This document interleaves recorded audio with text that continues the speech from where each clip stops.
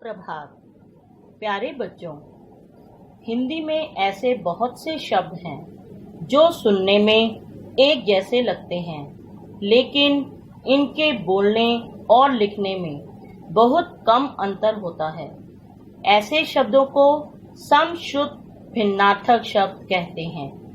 इनके अर्थों में अंतर होता है, जैसे पिता और पीता।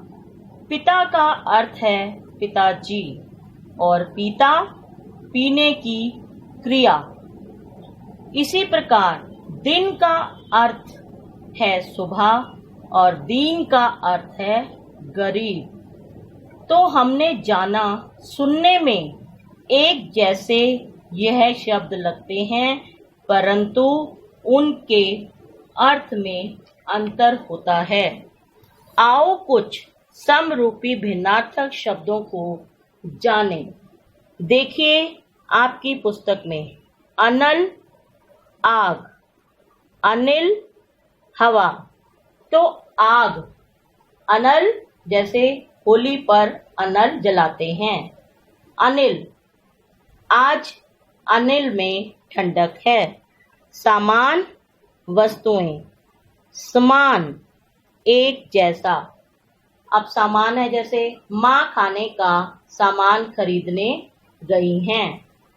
समान, जो देखने में समान नजर आते हैं। बाहर क्या है? अंदर का विलोम क्या होता है? बाहर। और बाहर अच्छा मौसम, रौनक। तो जैसे बाहर, घर के बाहर चलो। बाहर, फूलों की बहार आई है। पढ़ना यानी कि पढ़ाई करना। पढ़ना, लेटना। अब पढ़ाई करना में स्कूल जाना है और मुझे पढ़ना है। पढ़ना, राधा को ठीक से पढ़ना नहीं आता, यानी कि उसे ठीक से लेटना नहीं आता। आसमान, आकाश। आसमान जो समान नहीं है। आकाश, आकाश में तारे हैं, जैसे आसमान में तारे हैं। आसमान जैसे खिलौने, यह दोनों खिलौने आसमान हैं। सजा यानी कि सजाना। सजा, दंड। तो आप क्या लिख सकते हैं इसमें? आप जैसे घर को सजाते हैं। और सजा, कामना करने पर मुझे सजा मिली। उसके बाद देखिए जरा, बुढ़ापा। और जरा यानी कि थोड़ा सा। अब इसमें आप क्या कह सकते हैं? जरा उसकी मदद कर दो। और जरा आप वहां बैठो। आगे देखिए काला, एक रंग, कला, कौशल। बाल जैसे काले हैं। खाना बनाने की कला आनी चाहिए।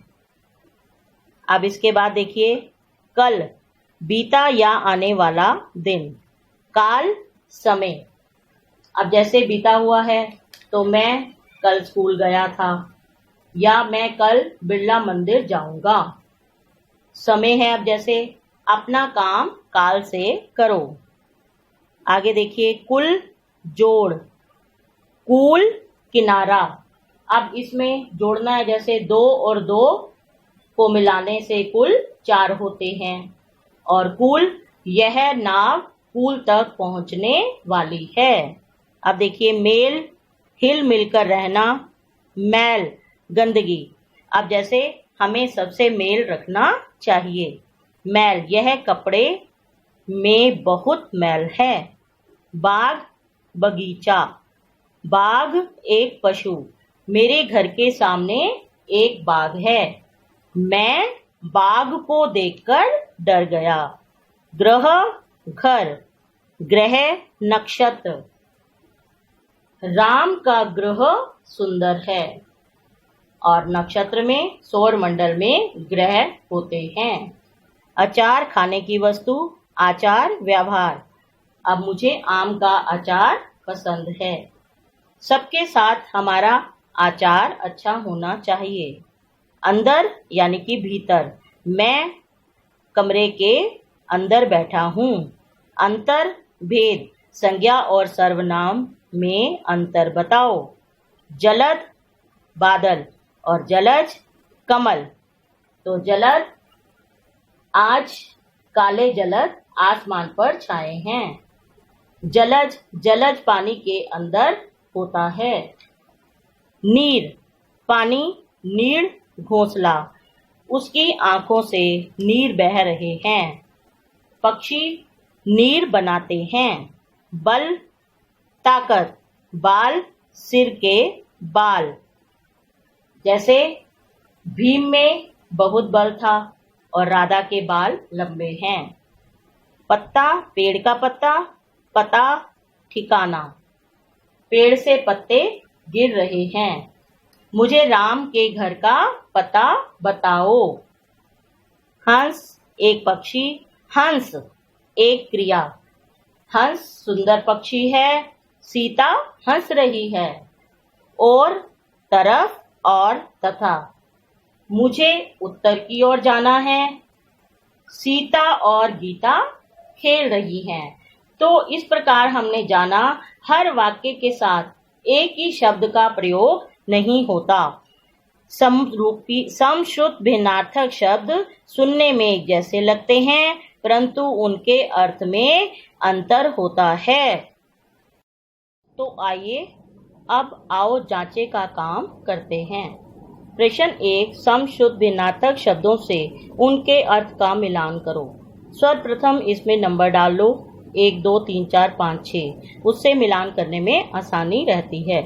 अब सामान वस्तुएं 1 नंबर, समान बराबर 2 नंबर, जरा नंबर 3 थोड़ा सा, जरा बुढ़ापा नंबर 4, कुल जोड़ नंबर 5, कुल किनारा नंबर 6। तो इस प्रकार आपने मिलान किया। अब प्रश्न नंबर 2, दिए गए समश्रुत भिन्नार्थक शब्दों से वाक्य बनाओ। क, अचार, मुझे नींबू का अचार पसंद है।